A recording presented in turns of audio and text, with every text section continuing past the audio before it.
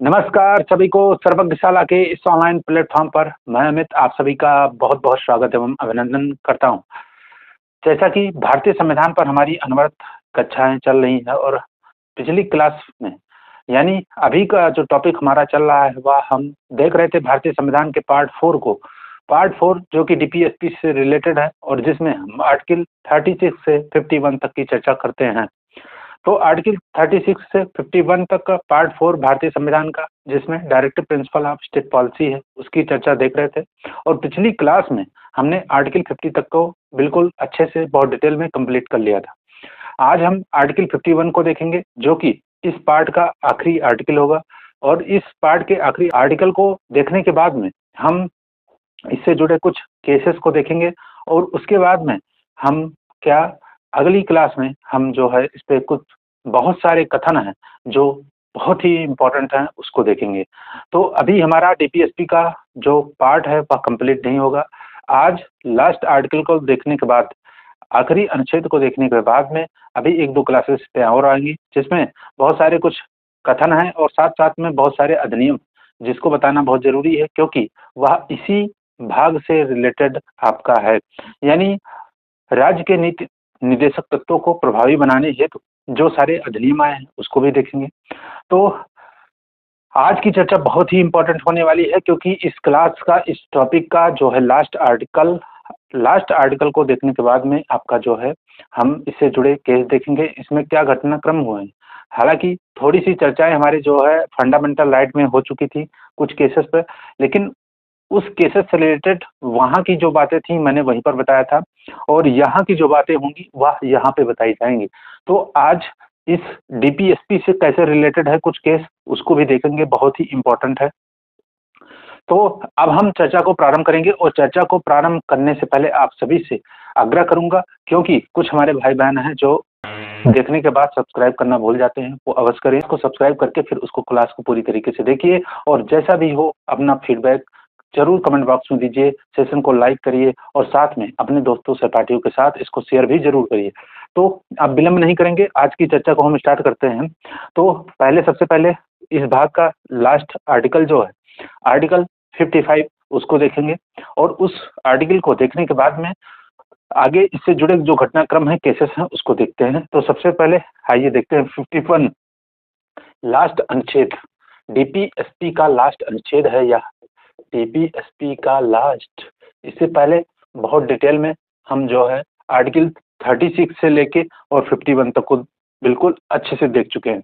तो हमारा जो लास्ट अनुच्छेद 51 इस भाग का है वह क्या कहता है, तो आपको ध्यान रखना है, अंतर्राष्ट्रीय शांति एवं सुरक्षा की अभिवृद्धि यानी बढ़ावा, राष्ट्रों के बीच न्यायपूर्ण और सम्मानपूर्ण संबंधों को बनाए रखना, अंतर्राष्ट्रीय विधि एवं संधि बाध्यताओं के प्रति आदर बढ़ाना और अंतर्राष्ट्रीय विवादों को मध्यस्थ के द्वारा निपटाने के लिए प्रोत्साहन देना, यह राज्य का कर्तव्य होगा। कुल मिला के इसमें अंतर्राष्ट्रीय संबंधों की बात की गई है।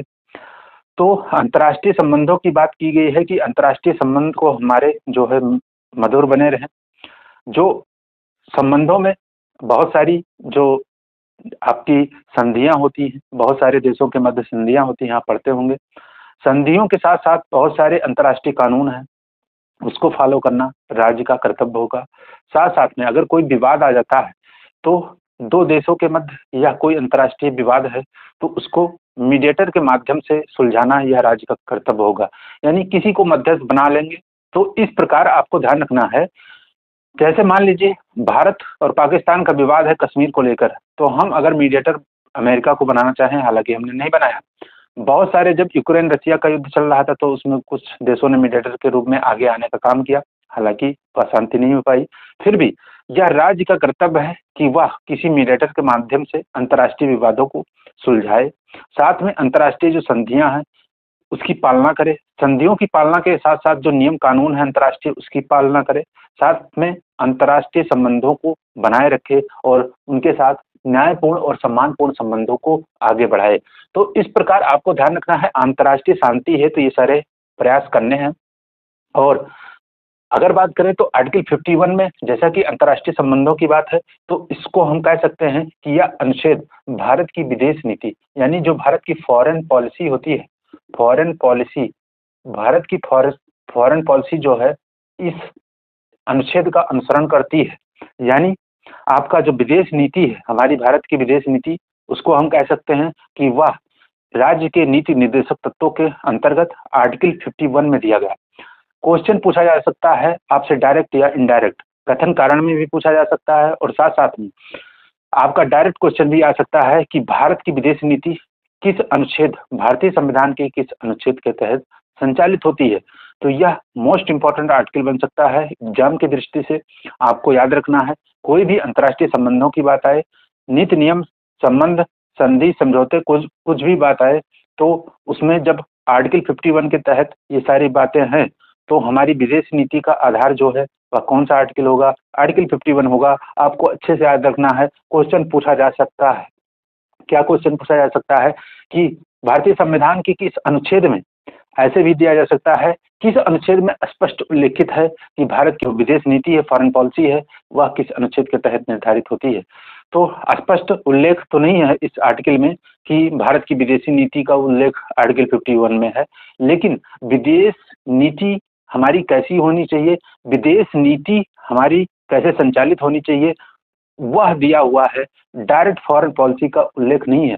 तो स्पष्ट उल्लेख वाला जो कथन होगा वह बिल्कुल गलत हो जाएगा, लेकिन आधार माना जा सकता है आर्टिकल 51 को, यानी अनुच्छेद 51 हमारा भारतीय विदेश नीति का आधार है। तो यह बहुत ही इंपॉर्टेंट है, अच्छे से आपको याद रखना है। अगर बात करें तो इस अनुच्छेद में जो यह बातें लिखी हैं, उसमें एक बहुत अच्छा इंपॉर्टेंट क्वेश्चन भी बन सकता है कि हमारे जो संविधान सभा के ये सदस्य थे, साथ साथ में आप प्रारूप समिति पढ़ते होंगे, तो यहाँ पे प्रारूप समिति में आपको अल्लादी कृष्णा स्वामी अय्यर का नाम भी पढ़ते होंगे। तो अल्लादी कृष्णा स्वामी अय्यर के प्रस्तावों के आधार पर ये जो अंतर्राष्ट्रीय विवादों को मध्यस्थता के द्वारा निपटाने वाली जो बात है, वह यहाँ पे उल्लेखित की गई है। यानी इस अनुच्छेद में, अनुच्छेद 51 में अंतर्राष्ट्रीय विवादों को मध्यस्थ, यानी मध्यस्थता लिख दीजिए, मध्यस्थ मीडिएटर के माध्यम से निपटाने के लिए राज्य प्रोत्साहन करेगा। तो राज्य करेगा, तो ये जो बात है ये आपको ध्यान रखनी है। अंतर्राष्ट्रीय विवादों को मध्यस्थता द्वारा निपटाने के लिए जो राज्य का कर्तव्य होगा, ये जो बात है ये किसकी रिकमेंडेशन पर इसको ऐड किया गया है, उल्लेखित किया गया है। तो आपको ध्यान रखना है, अल्लादी कृष्णा स्वामी अय्यर जो संविधान सभा के सदस्य थे और प्रारूप समिति में भी सदस्य थे। आपने पढ़ा होगा प्रारूप समिति, जब मैंने बताया था तो उसमें भी मैंने ये बात बताई थी। तो अल्लादी कृष्णा स्वामी अय्यर के रिकमेंडेशन पर, उनके सलाह पर इसमें इस आर्टिकल में जो है यह बात उल्लेखित की गई है। तो आपको अच्छे से याद रखना है, बहुत ही इंपॉर्टेंट है। तो इस तरीके से आर्टिकल 51 हमारा कंप्लीट होता है और इसी के साथ जो आर्टिकल 36 से 51 तक हमारा डीपीएसपी का टॉपिक चलता है, आर्टिकल है, वो हम कंप्लीट कर चुके हैं। अब इसके बाद इससे जुड़े कुछ केस देखेंगे, उसके बाद कथन देखेंगे, कुछ अधिनियम नियम देखेंगे। तो इस प्रकार आर्टिकल का काम यहाँ पे होता है समाप्त। अगर बात करें तो आर्टिकल समाप्त होता है, लेकिन जो केसेस से रिलेटेड जो आर्टिकल हैं उस पर अब हम चर्चा देखेंगे। तो सबसे पहले आपको याद रखना है, सबसे पहले अगर बात करें तो इसमें आपको याद रखना है कि सबसे पहले जो आपको चंपाकम दोराइजन वाद मैंने बताया था, किसमें किसमें बताया था, आपका फंडामेंटल राइट के अंतर्गत चंपाकम दोराइजन बनाम मद्रास सरकार का 1951 का केस था, जिसमें मैंने बताया था कि रिजर्वेशन को लेकर बात हुई थी। तो उसमें तो उसके तहत पहला केस आपको ध्यान रखना है चंपाकम दोराइजन वाद। यहाँ पे लिख रहा हूँ चंपाकम दोराइजन, ये सब पढ़ा चुका हूँ। हालांकि वहां पे मैंने क्या बताया था कि वहां पे मैंने बताया था यह फंडामेंटल राइट से रिलेटेड कैसे है, तो वहां पे मैंने यह बताया था। तो यहाँ पे डीपीएसपी से कैसे रिलेट करता है वह भी आपको याद रखना है। तो इस प्रकार चंपाकम दोराइजन वाद जो आपका है 1951 का केस है, इसमें क्या कहा था कि जो मूल अधिकार हैं वह डीपीएसपी से आपके सुपीरियर हैं। सुप्रीम कोर्ट ने कहा था, सुप्रीम कोर्ट ने कहा कि जो मूल अधिकार हैं यानी फंडामेंटल राइट हैं वह क्या, डीपीएसपी यानी directive principle of state policy से सुपीरियर है, सुपीरियर है यानी बड़े हैं, सुपीरियर हैं, तो सुपीरियर हैं, बड़े हैं, यह बात कही। अब जैसे ही यह बात कही, क्योंकि आपको पता है वहां पे बहुत सारे रिजर्वेशन की बात की गई थी, तो जब सुप्रीम कोर्ट ने कहा कि जो है फंडामेंटल राइट व डीपीएसपी से सुपीरियर है, तो वहीं से यह विवाद शुरू हो गया कि डीपीएसपी बड़ा है या फंडामेंटल राइट बड़ा है। तो इस बात को लेकर विवाद चला और आपको याद रखना है, मैंने बताया था बहुत सारे आगे जो है इंदिरा गांधी सरकार के द्वारा और आगे भी संशोधन किए जाएंगे। सबसे पहले आपको याद रखना है, इसमें अगर बात करें तो सबसे पहला जो संशोधन आता है, जब संपत्ति का अधिकार पढ़े थे तो उसमें आर्टिकल 31 को ए भी मैंने देखा था, 31 का बी भी मैंने देखा था। ये दोनों कैपिटल में है और संशोधन के बाद जोड़े गए थे। तो इसको मैंने देखा था। तो इसमें पहले संविधान संशोधन के माध्यम से, जो कि 1951 का है, इसमें क्या कहा गया कि इसमें आर्टिकल 31 जोड़ा गया। 31 नया आर्टिकल, 31 बी जो है 31 का ए नया आर्टिकल, 31 का बी नया आर्टिकल, इन दोनों को जोड़ा गया पहले संविधान संशोधन के माध्यम से। और इनको जोड़ा ही नहीं गया बल्कि 9वीं अनुसूची में भी डाल दिया गया। इसका मतलब हुआ कि 9वीं अनुसूची में डालने के बाद इसको आपका न्यायिक पुनर्विलोकन यानी जुडिशियल रिव्यू से मुक्ति मिल जाएगी। तो इस प्रकार किया गया था पहले संविधान संशोधन के माध्यम से। तो संपत्ति से ही रिलेटेड था यह आर्टिकल। संपदाओं आदि के अर्जन के लिए उत्पन्न करने वाली विधियों की इसमें जो है व्यावृत्ति थी। तो ये सब बातें फंडामेंटल राइट में हम देख चुके थे, यहाँ पे नहीं देखेंगे। बस आपको ध्यान रखना है कि पहले संविधान संशोधन के माध्यम से अनुच्छेद 31 ए, अनुच्छेद 31 बी, इन दो नए अनुच्छेदों को जोड़ के क्या किया गया, जोड़ा ही नहीं गया बल्कि उनको 9वीं अनुसूची में डाल दिया गया, 9th schedule of the constitution. तो 9th शेड्यूल में डाल दिया गया ताकि इनका जो है जुडिशियल रिव्यू न किया जा सके। तो यह आपको ध्यान रखना है। यहाँ तक घटनाक्रम आप समझ चुके होंगे। अब इसके बाद एक नया आर्टिकल जोड़ा जाता है। और वह कब जोड़ा जाता है, जब माधवराव सिंधिया, मैंने बताया था माधवराव सिंधिया बनाम भारत संघ, जो जब राजा महाराजाओं के पृथ्वी पर और आदि जो विशेषाधिकार है वह इंदिरा गांधी सरकार द्वारा समाप्त करने हेतु जो अध्यादेश लाया गया, उस अध्यादेश को माधवराव सिंधिया बनाम भारत संघवाद में माधवराव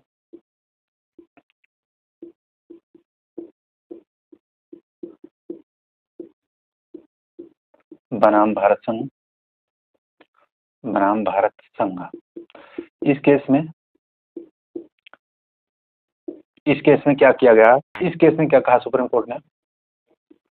कोर्ट ने जो इंदिरा गांधी सरकार के द्वारा आपके बहुत सारे जो राजा महाराजाओं के विशेषाधिकार हैं इनको समाप्त करने हेतु जो अध्यादेश लाया, तो सुप्रीम कोर्ट ने उस अध्यादेश को क्या कर दिया, न्यूट्रलाइज कर दिया, यानी उसको निरस्त कर दिया। अब इसको असंवैधानिक घोषित कर दिया गया।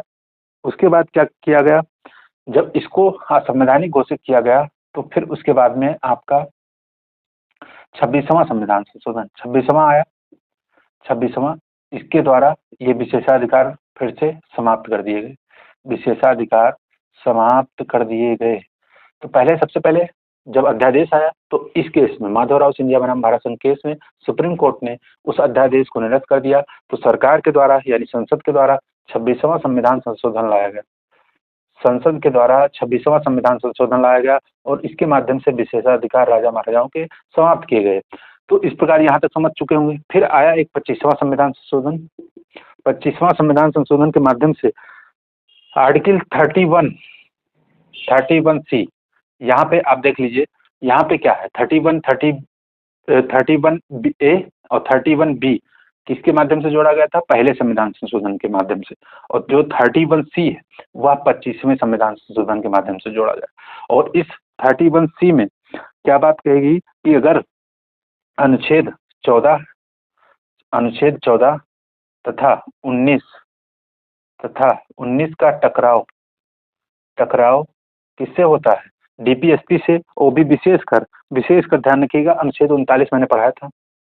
अनुच्छेद 39 से अगर टकराव होता है 14 और 19 का, तो क्या इन दोनों अनुच्छेदों पर वरीयता किसको दी जाएगी, 39 को दी जाएगी, यानी डीपीएसपी को दी जाएगी। तो अगर 14-19 आर्टिकल, इन दोनों आर्टिकल का टकराव डीपीएसपी से विशेषकर आर्टिकल 39 से देख चुके हैं। आर्टिकल 39 से यदि होता है इन दोनों अनुच्छेदों का टकराव, तो किसको वरीयता दी जाएगी, 39 को दी जाएगी। क्यों दी जाएगी? डीपीएसपी को यहाँ पे सुपीरियर बता दिया गया। तो यह बात आपको ध्यान रखनी है, डीपीएसपी को सुपीरियर बता दिया गया। आप देखिए, यहाँ तक बात समझ चुके होंगे। आर्टिकल 31C जो जुड़ा नया अनुच्छेद, समझ गए। 31A 31B पहले भी आप समझ चुके हैं। अब देखिए क्या होता है, 42वां संविधान संशोधन आता है। क्या आता है? 42वां संविधान।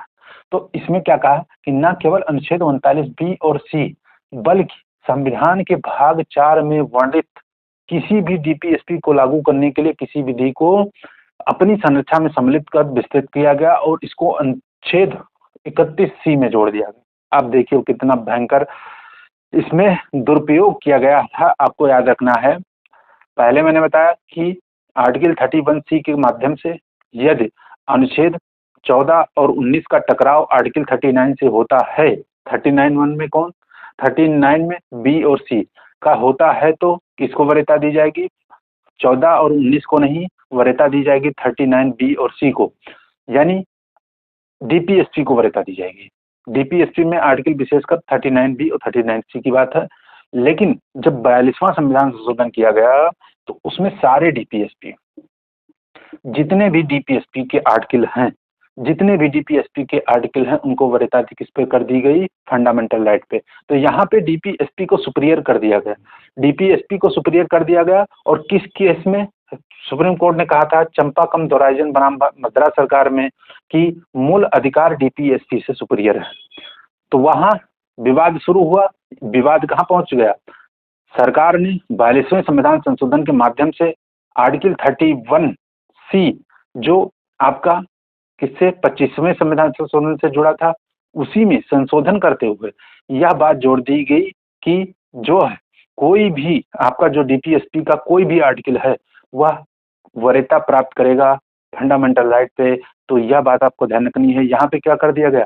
डीपीएसपी को सुपीरियर कर दिया गया, डीपीएसपी को। अब देखिए क्या होता है आगे। आगे का केस देखिए। ये बातें यहाँ तक आपको समझ में आ चुकी होंगी, बिल्कुल कंफ्यूज नहीं होना है। एक बार मैं रिपीट कर दूं क्या फिर से? एक बार देखिए क्या हुआ कि 51 तक मैंने आर्टिकल को देख लिया है बहुत अच्छे से। उसके बाद क्या होता है? 51 के बाद में क्या होता है, आपको सबसे पहले आपको याद रखना है चंपाकम दोराइजम बनाम मद्रास सरकार। इसमें मैंने बताया था रिजर्वेशन को लेकर आज को ये बातें हुई थी। तो उसमें सुप्रीम कोर्ट ने कहा कि आप फंडामेंटल राइट जो है आपका वह डीपीएसपी से सुपीरियर है। हालांकि जो आपके फंडामेंटल राइट हैं, जब वहां हम टॉपिक देख रहे थे तो उस केस को मैंने वहां उससे रिलेट करके बताया था। यहाँ पे हम डीपीएसपी देख रहे हैं तो डीपीएसपी से रिलेट करके इसकी चर्चा कर रहे हैं। तो आपको याद रखना है कि इस केस में सुप्रीम कोर्ट ने कहा कि फंडामेंटल राइट जो है वह डीपीएसपी से सुपीरियर है। चंपाकम दोराइजन बनाम मद्रास सरकार के केस में जो 1951 का केस है, इसमें सुप्रीम कोर्ट ने कहा कि फंडामेंटल राइट आपका डीपीएसपी से सुपीरियर है। जैसे ही यह बात बोली तो तुरंत व्यवस्थापिका और न्यायपालिका इन दोनों के मध्य में क्या हुआ कि जो है टकराव हो गया और विवाद पैदा हो गया कि कैसे आप कर सकते हैं। तो जैसे यह बात हुई तुरंत आपको उसके बाद ध्यान रखना है, पहला संविधान संशोधन आया। पहले संविधान संशोधन में आर्टिकल 31A 31B इन दोनों को जोड़ा गया। दोनों संपत्ति से रिलेटेड हैं, फंडामेंटल राइट में बहुत डिटेल से हमने देखा था। तो इन दोनों को जोड़ा गया और जोड़ा ही नहीं गया बल्कि इनको 9वीं अनुसूची में डाल दिया गया ताकि इनका जुडिशियल रिव्यू नहीं किया जा सके। मैंने बताया था कि जो 9वीं अनुसूची में शामिल जो भी आपके आर्टिकल या विधि नियम हैं उनको जुडिशियल रिव्यू से उन्मुक्ति दी गई है। हालांकि ऐसा नहीं है, बाद में बहुत सारे केस आए थे, मैंने बताया था वो भी बात। तो इसको उस समय क्या किया गया कि 9वीं अनुसूची में डाल दिया गया 31A और 31B को, समझ चुके हैं। उसके बाद मैंने बताया क्या माधवराव सिंधिया बनाम भारत संघवाद में क्या किया गया कि इस केस में जो है सुप्रीम कोर्ट ने क्या कहा कि जो है आपका अध्यादेश जो आपने लाया है राजा महाराजाओं के विशेषाधिकार को समाप्त करने हेतु, उस अध्यादेश को इस केस में सुप्रीम कोर्ट ने निरस्त किया। तो जैसे ही सुप्रीम कोर्ट ने निरस्त किया तो सरकार ने, संसद ने 26वां संविधान संशोधन लाया और 26वें संविधान संशोधन के माध्यम से विशेषाधिकार जो थे उनको समाप्त कर दिया गया, यानी यहाँ संशोधन किया गया। फिर उसके बाद में इसी के साथ साथ 25वां संविधान संशोधन आया, 25वां।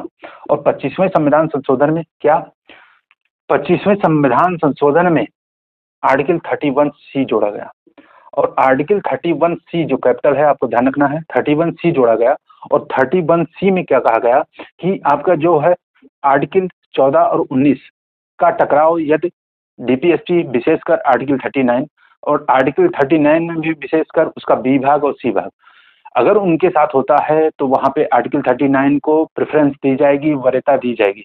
क्या कर दिया संसद ने, तुरंत यहाँ पे क्या कर दिया, डीपीएसपी को बड़ा बना दिया, यानी फंडामेंटल राइट पे डीपीएसपी को बड़ा कर दिया। बस यही तक बात आपको समझनी है, यहाँ तक समझ चुके होंगे।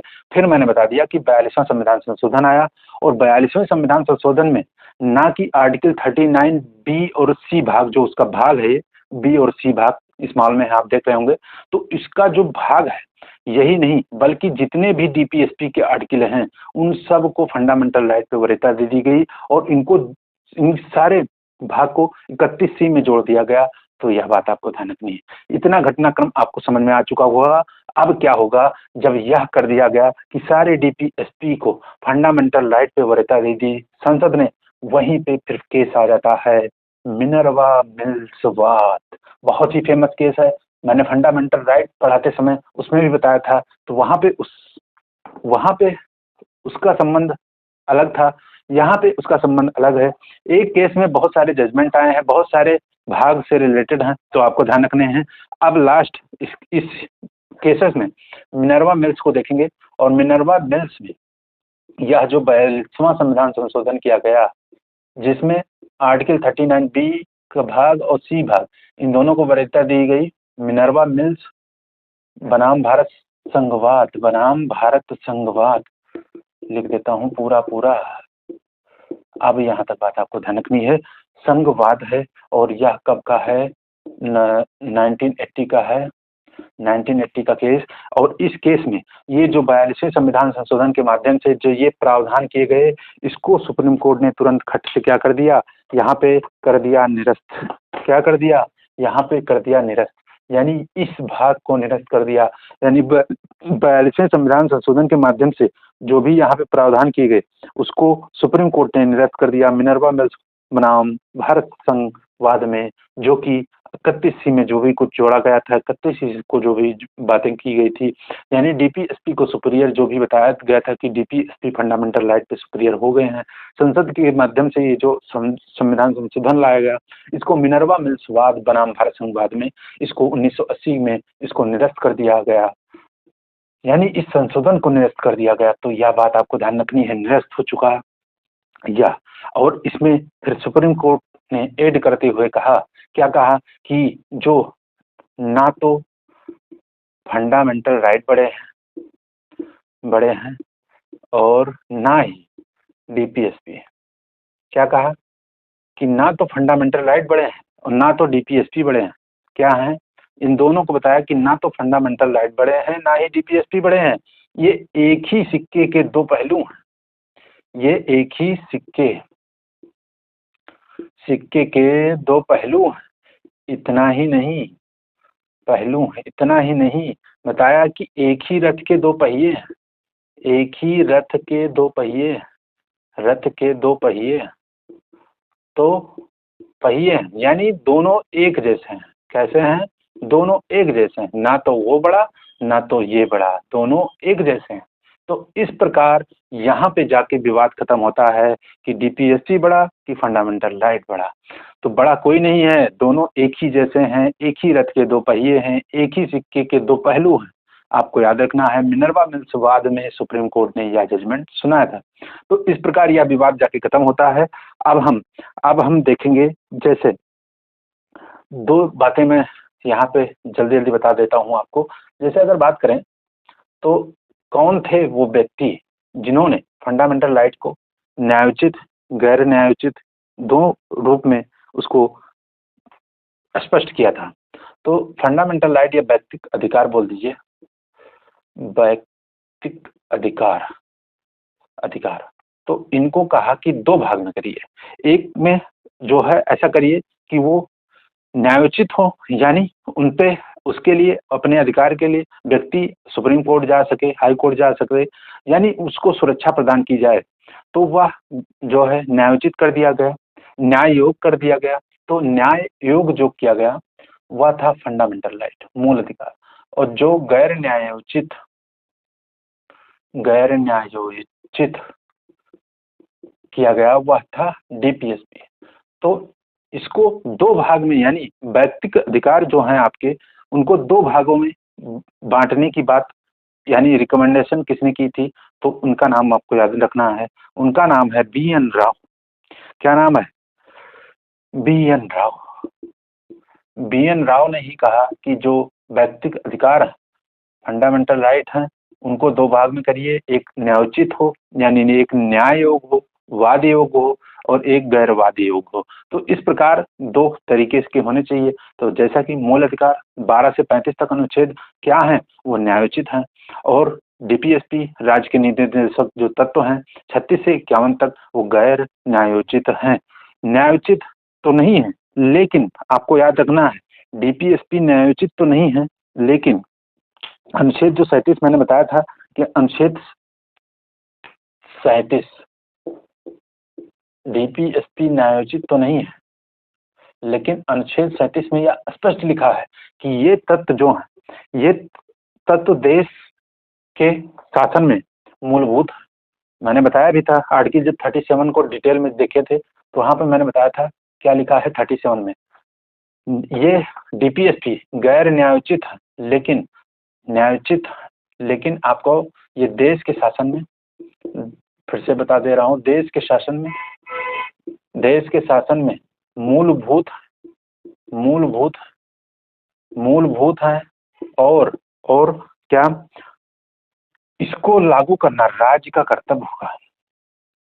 राज्य का यह कर्तव्य होगा कि इसको लागू करे और देश में विधि बनाते समय इसका ध्यान रखे। यानी जब कोई देश में विधि शासन संबंधित कोई विधि बनाए तो आपको डीपीएसपी के तत्वों को याद रखते हुए आपको ऐसी विधि का निर्माण करना, यानी कि विधि के निर्माण में इन तत्वों का प्रयोग करे राज्य, यह उसका कर्तव्य होगा। तो इस प्रकार आपके जो डीपीएसपी हैं वो तो गैर न्यायोचित हैं, लेकिन आर्टिकल 37 स्पष्ट करता है कि ये तत्व देश के शासन में मूलभूत तत्व हैं और इनको लागू करना राज्य का कर्तव्य होगा, और राज्य जो है विधि बनाते समय इन तत्वों का प्रयोग करे। तो इस प्रकार अब हमारी डीपीएसपी की चर्चा यहाँ पे होगी समाप्त, और अब अगली क्लास में इससे जुड़े बहुत सारे कथन हैं उसको देखेंगे, और साथ साथ में इन अनुच्छेदों को प्रभावी बनाने हेतु, यानी इन अनुच्छेदों को लागू करने हेतु बहुत सारे सरकार के नियम, कानून, विधि आई हैं, जो उसको भी देख लेंगे एक बार। तो इस प्रकार समग्रता के साथ यह हमारा टॉपिक बिल्कुल कंप्लीट हो जाएगा। तो आज की चर्चा होगी यही समाप्त। आप लोगों को क्लास कैसी लगी कमेंट बॉक्स में अपना फीडबैक जरूर दीजिए, और जो भाई बहन चैनल को सब्सक्राइब अभी तक नहीं किए हैं जरूर करिए, और सेशन पसंद आए तो लाइक करने के साथ इसको अपने दोस्तों सहपाठियों के साथ इसको शेयर भी करिए। तो मिलेंगे नेक्स्ट चर्चा में, तब तक के लिए आप सभी को राधे राधे, जय श्री कृष्णा।